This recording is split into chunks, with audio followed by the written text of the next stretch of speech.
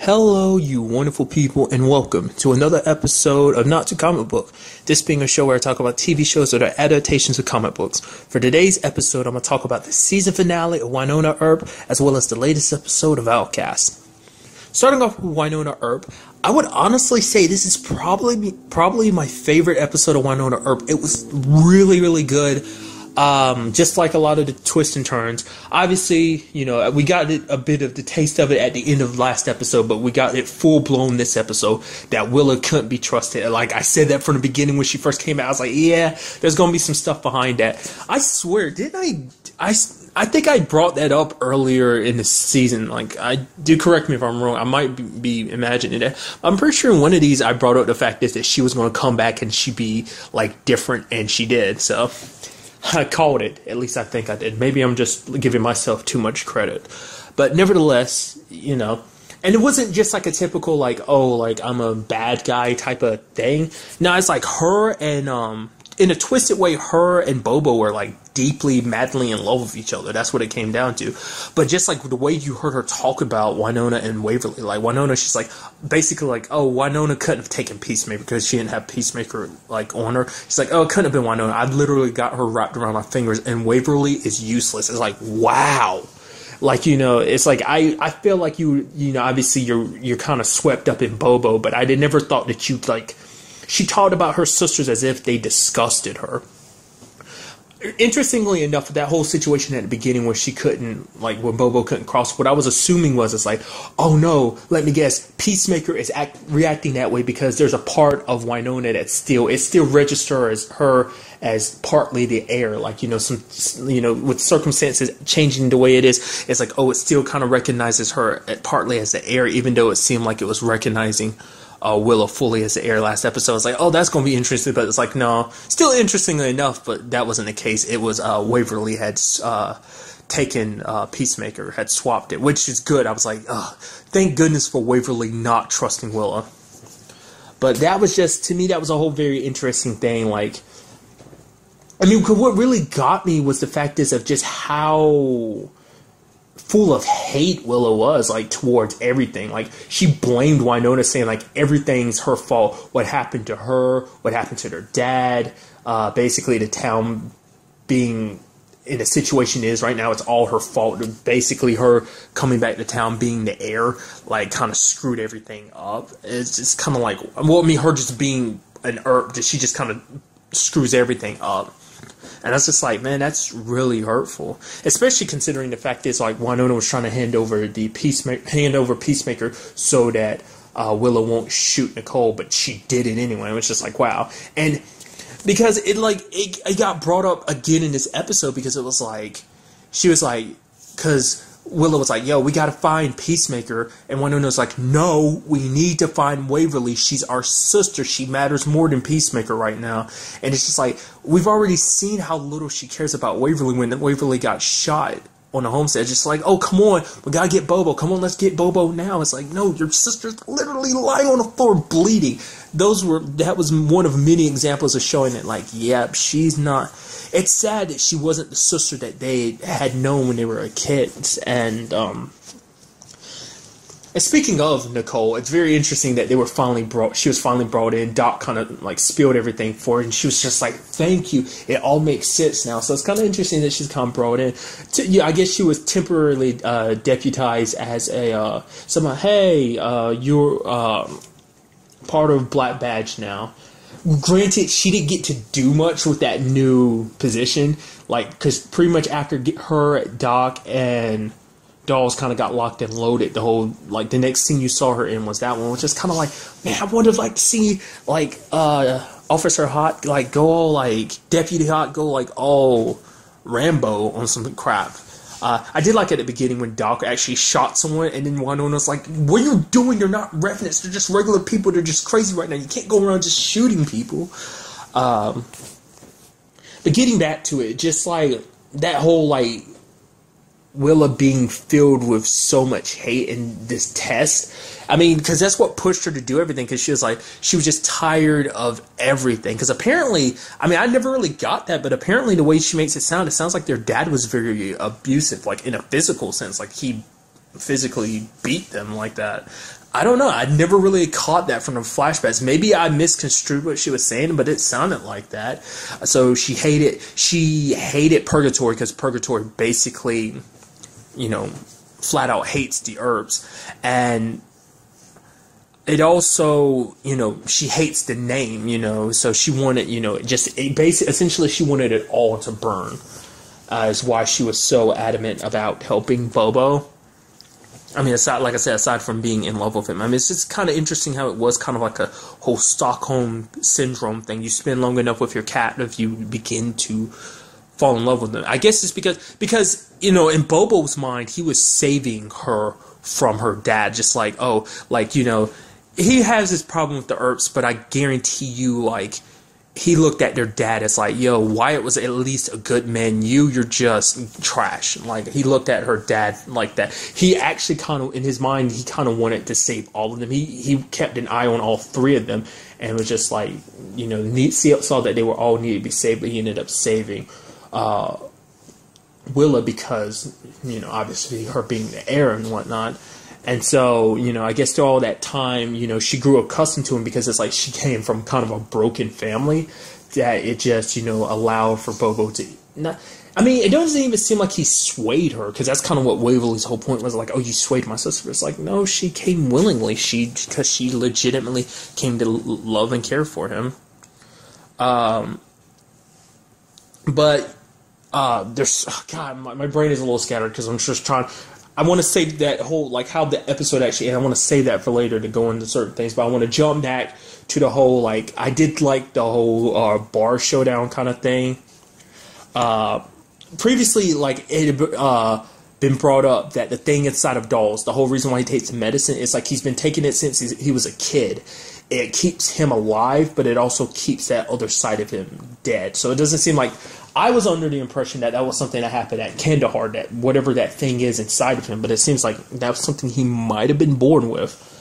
But I did like the whole him and Doc and Dolls busting in there into Shorty's and taking on all those revenants, and then Dolls got shot and Doc injected him and he went all Superman, started throwing revenants out the window, kicking some serious ass. I was like, wow, dude. I was actually halfway expecting him to actually transform physically, but it's the only thing that changed was his eyes. That's still the only thing we've ever seen.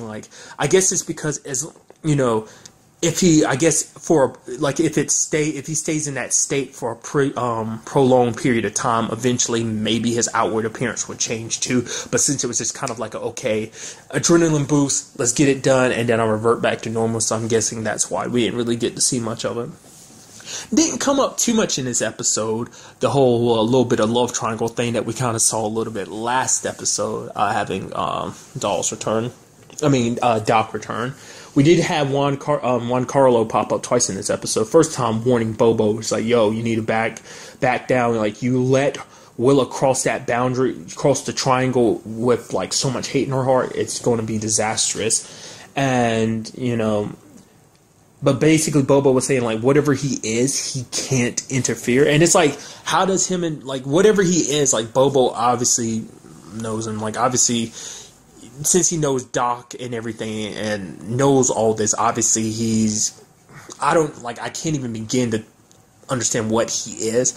For now, I'll consider him kind of like a watcher or an observer, people who they know what's going on, but they can simply only watch. They can't actually interfere. Maybe that's an actual title for them. Maybe that's just something I'm giving them right now. Nevertheless, I also like the kind of showdown between Bobo and Doc, just shooting at him, and then Bobo using his telekinesis to kind of knock it away, his telekinetic abilities, and trying to send it back to him, and then Wynonna doing that thing she did, having that grenade on the gun, and he snatched it from her, but she pulled the pin out at the same time, and it exploded. I was like, that was pretty badass and pretty sneaky of Wynonna to do that too. That was kind of pretty badass. I mean, Bobo did kind of get messed up. And since something that was... that's my problem with these. I kind of jump around so much. There was something else about the whole doll situation. He was bleeding and Wynonna wanted to check his wound. He's like, no, don't touch me. Obviously, he gave the excuse. He's like, I'm still your superior officer no matter what we are in this situation. Well, I'm still your boss. But it's kind of is touching his blood a bad thing? If she made physical contact with his blood, would that have meant, whatever's inside of him might have transferred, or is that because of the like medicine he injects himself with that it would have gotten passed on to her or whatever. And we also found out about his boss, the lady that he reports to on a few occasions. Apparently we find out why she hates dolls so much, because apparently he was the only one that survived whatever went down in Kandahar. And we can only assume by the way she was acting that it was someone very close to her that didn't make it. And plus she knows what dolls is. I mean, obviously Black Badge knows what he is because they supply him with the medicine. And she's like, you're literally a monster inside and out. So, but to me, that was really sad. What ends up happening is it's very sad, like, you know, because that was something Doc had presented to her earlier. It's like, you might have to put your sister down. Like, will you be able to do that? I mean, it's like, there was part of me that was hoping, it's like, hopefully you'll be able to, like, Wynonna be able to reach out to Willa, like, you know, get her to kind of calm down. But sadly, that wasn't the case. Like, she wasn't able to reach her. She was just kind of too far gone. She was too consumed with her hate for, you know, everything that's happened over all these years. It just built up more and more, and it's just, you know, you can't quell years, not just like a small period of time, years of hate. You can't quell that so easily, and it's just, there was no time, because her crossing the triangle awoke something. Bobo referred to it as the old one, so I don't even know what the hell. Like, we saw the thing to a small extent. I was under the impression it was a snake, but from the fact is of what it looked like, and the mouth made it seem like it was more like a tentacle arm, meaning it was only a fraction of what this thing is. I don't know, but it grabbed her, and it's just like Wynonna was basically like, you know, made a decision to put her down. It was very interesting because the gun actually well, for one, it stopped working for Willa, which you can only assume is, I mean, I think in Wynonna's words, she was basically like, Willa went bad, so it's like, oh man, like, I guess, you know, basically she was kind of demoted denounced as the heir because of what she was doing, so it kind of chose Wynonna again. And basically when she fired the gun, you know, the bullet that killed Willa, the gun barrel changed different color. Most times when she's putting down remnants, it's orangish red.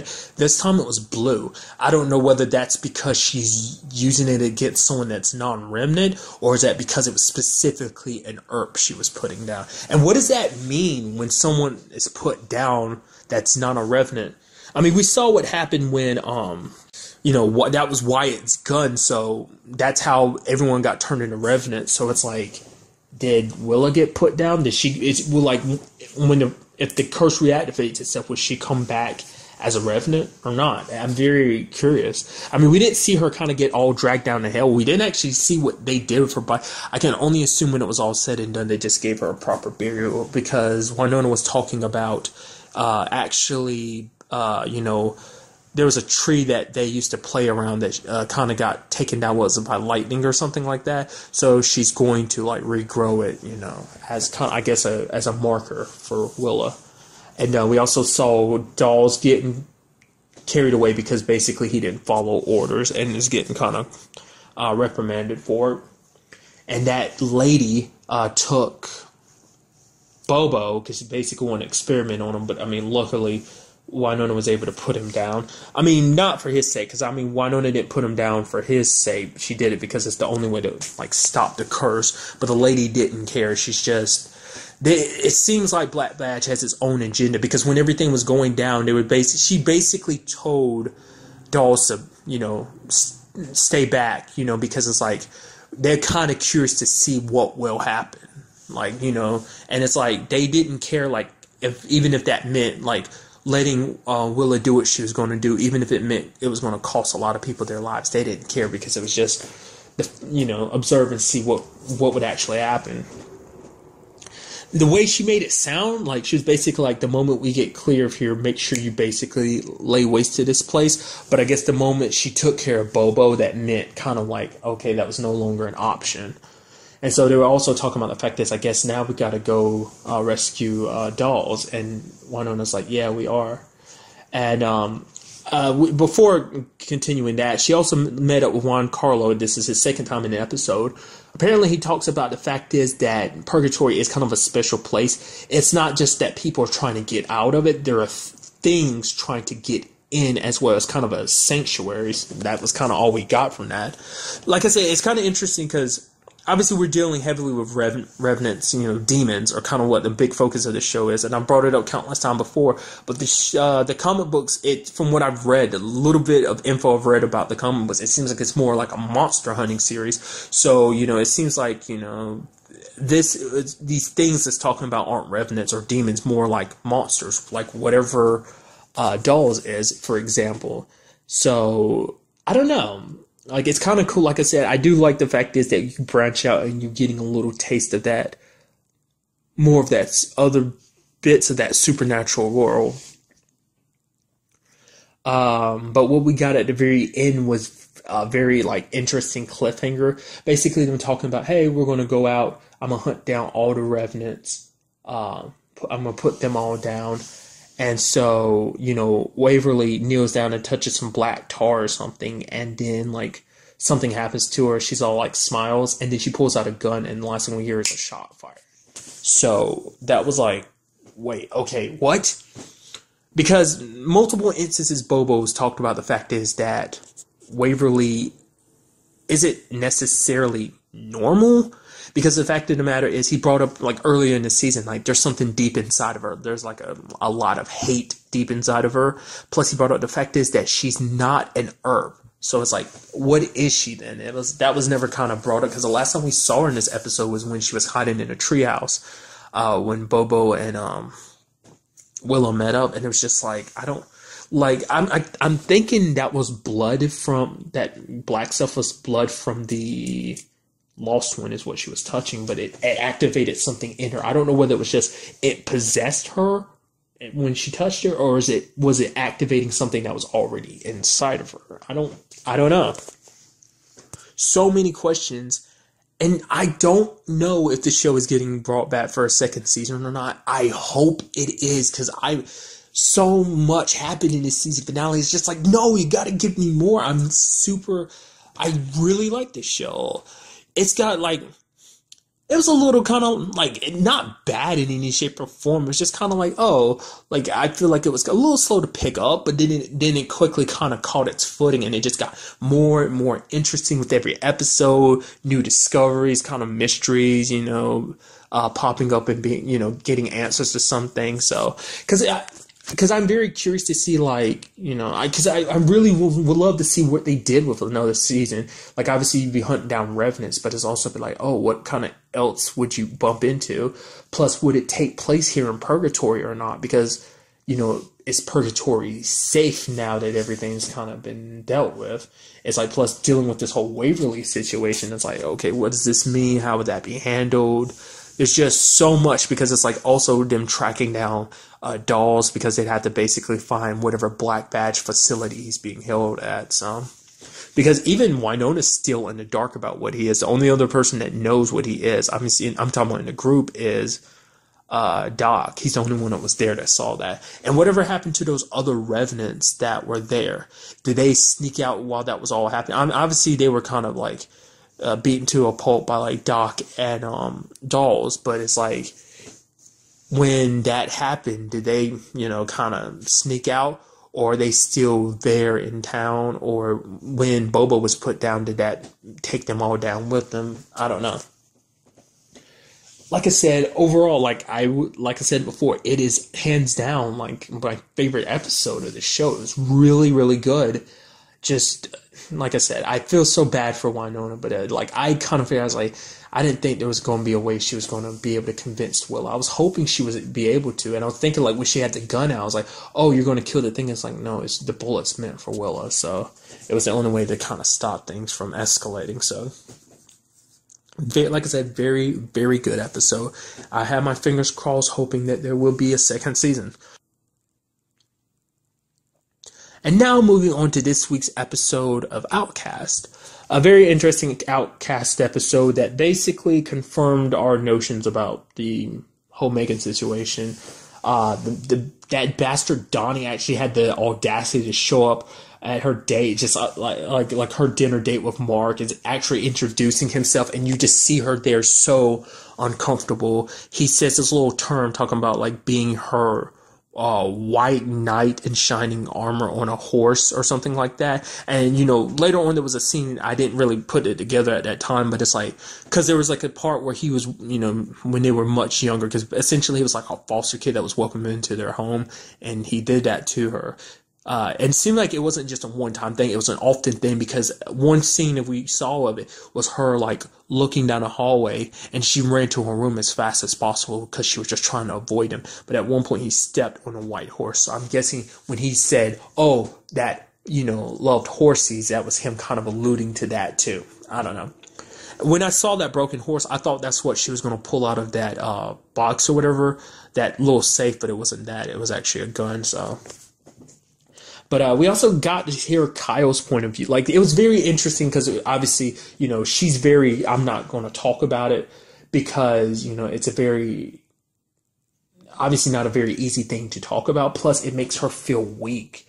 Like, because Kyle, and when he was talking to Mark, and we kind of found out that this is that thing that, like, Megan has always said, like, it got brought up as like, oh, Kyle helped her out in the past, and that's what it was. He wasn't very strong, and he knew he could fight Donnie, but he knew he could take a punch. So he's like, he always slept on Megan's floor, because that way he's like, if anything happens, at least he can be there to shield her and take the punches for her. So that's one reason why Megan is always so adamant and not giving up on Kyle. She's willing to help him because he did so much for her when she was younger. He helped her out of that bad situation. And granted, Mark wasn't very happy about it when he found out the truth. It's just because Megan was so adamant about handling it herself, because she didn't want to be protected, because this whole situation made her feel weak.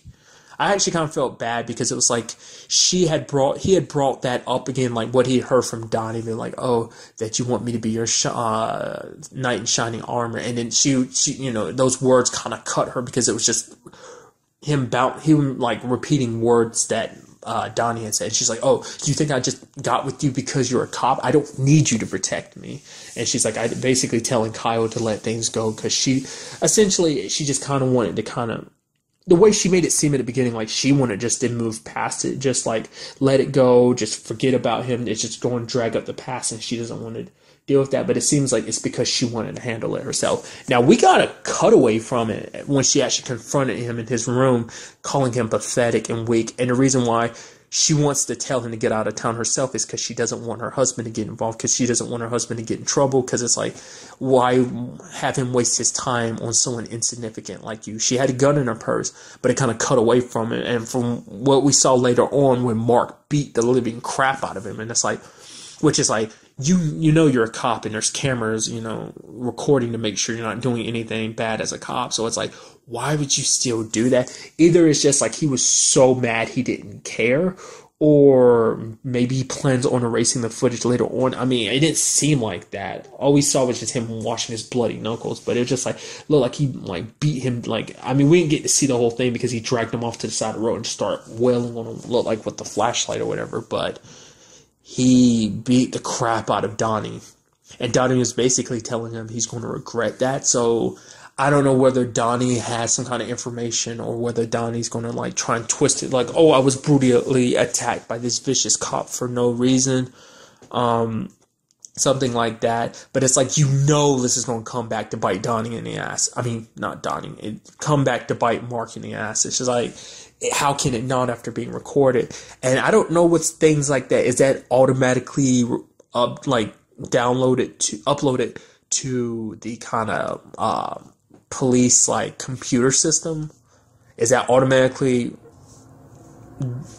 uploaded, or do they have to manually like hand over the footage? I don't know. But that was just, I don't know. We kind of finally got the other side to that whole situation, because like I said, I pretty much pieced it together with just the way things played out and the way her reaction to certain things. It's kind of like, yeah, I knew it kind of took that route. I did like the fact is that Kyle did try to stand up for when he first ran into Donnie, and it's just like, oh, I ran into your sister Megan. The moment he said that, Kyle jumped on him immediately. kind of got his ass kicked, which the Reverend kind of chewed him out for it or later on. It's just because basically Kyle's kind of got a reputation in town, and it's just like you're starting crap. Like, you've already got a reputation for beating up a kid. It's like, why do you keep adding more fuel to the fire, essentially? We also found out that the Reverend, like, I don't know if they're really considered toys or glass figures or whatever those things, ceramic figures, whatever those things are. Essentially, they kind of represent all the victories he's ever had. But then there was kind of that moment, like there was one in particular, he flashed, like it was kind of like a flashback to it, but he just kind of skated around it. To me, I was like, oh, does that have something to do with your son? It's like, no, and apparently he didn't. Maybe not, I don't know. Essentially, it dealt with the old lady in this episode. Which, that whole thing, to me, was very good. Like, I love what you're doing with the Reverend, because it's like, he was so adamant. He has such strong faith. He always believed that he was doing, this is the path God put him on, and he had the power to make a difference. That, yeah, he was exorcising people, because it kind of got brought up last episode. He's like, this Kyle kid has all the powers. You don't have jack squat. Like, you thinking what you're doing is, helping, that you're actually doing something. You're not doing jack shit. You don't have the power. You, a person who has so much faith, doesn't have the power, but this kid over here who doesn't have any faith at all is the one that has the power, who's been kind of bestowed this power by God. And it's kind of reflected in this episode, because Kyle was like, yo, that lady's still possessed. And then the Reverend's like, there's no way she's possessed. She comes to church, like, for the past 2 years, like, since I've, like, exorcised the demon from her. She's fine. Like, I know I've done a good job. He kind of brings it up later on that basically his favorite sin is pride, because it's something that you kind of let in your mind, you kind of don't think of as a sin, because it's just his hubris. He doesn't want to be like proven wrong, because you know what that means? If he's proven wrong now, that means maybe everything he's done up to now has almost been meaningless. That he had, because it's like, because seeing what he saw with Joshua, that was the first time he ever experienced that. So it's like, that means any times he's ever expelled a demon from somebody, it's never been a real thing. Which, on their parts, they're good at it, because it's like, they've been fooling him for 2 years. And I like the fact of the matter is, it even flipped the situation on them, because basically her daughter came out and was like, no, you're not going near my mother. She told me about the fact is that when you're trying to exorcise the demon inside of her, because she doesn't, believe in, most people in the town don't believe that crap. So it's kind of like, okay, but just being like, oh, you starved her for food, you had her locked up, and then you talking about Kyle, it's like, about the fact is of you beat up that little boy. So it's like, stay away from my mother. So it's kind of like, basically got herself a little guard dog in that sense. So that was kind of interesting. And it seemed like it enjoyed toying with the Reverend, just like hinting at the fact that it's like, I'm just screwing with you. And, that was very interesting. I mean, that's gotta suck, basically finding out that possibly everything you've ever done that you believed in is not necessarily believed in, but you've been so adamant about believing that you've been helping people, but you've been not doing jack squat, because it seems like, the typical, like, things with exorcism doesn't work. What he's been doing maybe some incantations and using crosses, that doesn't work. The only thing that seems to hurt them is Kyle, so. Which this whole situation gets Kyle thinking, is like, wait, if the thing's been inside of her for the past 2 years, and she's been playing it so well, what's to say the thing in Allison, his ex-wife, it's not, out of her? What if it's still inside of her too? I mean, just like they were under the assumption that the thing was inside of his mom. I mean, that was a different case, because it's just like, oh, it took what, it was still, like, Kyle was thinking like it was still inside of her. Obviously, we know that it left out of her and strangled him or whatever, but it's like, still don't know what that whole situation is. That's still a mystery, like what exactly it did to him. And maybe that plays a role in why he's so angry. And also, going back, I almost forgot about the fact is we found out about tall dude in black. His name is Sydney. He shows up at Norville, Kyle's neighbor, the one who quote-unquote killed himself. He's like, oh, me and Norville go back a ways. I didn't know he was in trouble. Like, it's like, I don't know. obviously it'll probably come up, but it's like, why did he kill himself? He probably knows I don't know. The way he makes it sound like he didn't know much, because it's like during the whole situation with Kyle and his mom, it seemed like he was like, yo, I'm not, him and his wife kind of didn't get involved. They heard what was going on, but they didn't get involved. So I don't think it was kind of like, oh, they knew about demon. Maybe he does, and that was just kind of, I don't know. I interpret it as like maybe the demons found out about his connection to Kyle, and you just want to remove anyone that could potentially be close to him in his life. I mean, obviously, like, an easy target would be, going after his daughter and ex-wife again. Whatever that situation is exactly, as well as going after Megan, because that hasn't happened yet. But, I mean, who knows? Maybe that'll end up being a case where it's like, oh, the whole situation with Donnie, that Donnie ends up getting possessed, and that kind of like, and he tries to like screw over like Megan as well as Mark, and Kyle will have to intervene. Maybe the situation will roll like that. Maybe it won't.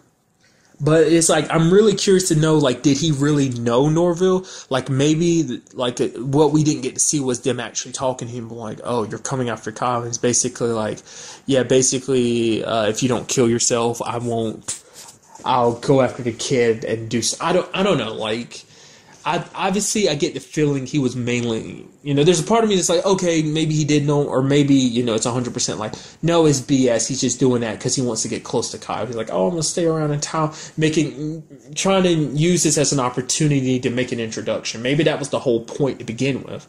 Or maybe the person he is possessing is named Sydney, and he, like, legitimately did know Norville, but the demon inside of him is making an exception. It makes you wonder, like, I feel like he's being set up to be something more than just a regular, like, possessed person. It seems like maybe the thing inside of him is a big baddie, like, a big-time, demon. Who knows?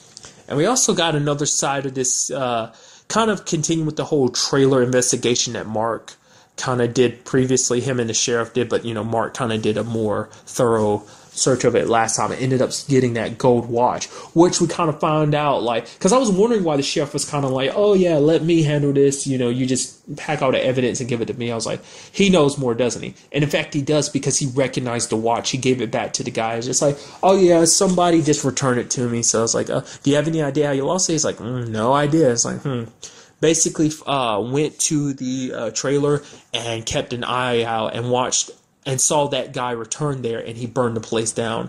So all the evidence that they have is the only thing tying him to that place. It's like, what went down there that is so, obviously it looks like something pretty heinous with all those scratch marks and blood, but whatever it was, it's like, what went down and what is he hiding? Is he connected to these whole like possession things, or is this something else entirely? And how will this be affected next episode? Because, like I said, the whole Mark situation, it's like all that evidence is still locked up in it. It's still in the police station, but it's like, maybe things might be affected differently. It's like, oh, this was evidence handled by Mark. Yeah, but he just assaulted a guy. So it's like he's being suspended, and the evidence kind of gets in a situation where it's kind of like, oh, wait, the sheriff doesn't got time to go get it because he's also dealing with the Mark situation. Someone steals it. I don't know. I'm just jumbling, throwing out ideas. Just a very interesting episode. Caught sneak peeks of the next episode, and it seems like it'll have something to do with Allison. Maybe we'll kind of go back and get like a little bit of a more feel for like like kind of get to see that whole situation. Don't know, because Kyle had never experienced like the thing coming out of someone until Joshua, because he had woken, like he was unconscious when it happened to his mom. And we don't know, like, if he probably never actually experienced it with his wife. Like, because I am very curious about, like, what led to that situation of him kind of apparently beating his daughter, even though it seemed like it was his wife that was possessed, because she was the one trying to kill their little girl. So I don't know whether it went inside of his little girl and he was trying to get it out of her. I don't know. It's just so many questions. Hopefully, next episode we get a few more answers. But that's really all I wanted to talk about in this episode. To the next time we meet, be happy, be safe, live life to the fullest, and enjoy it. Good day and goodbye.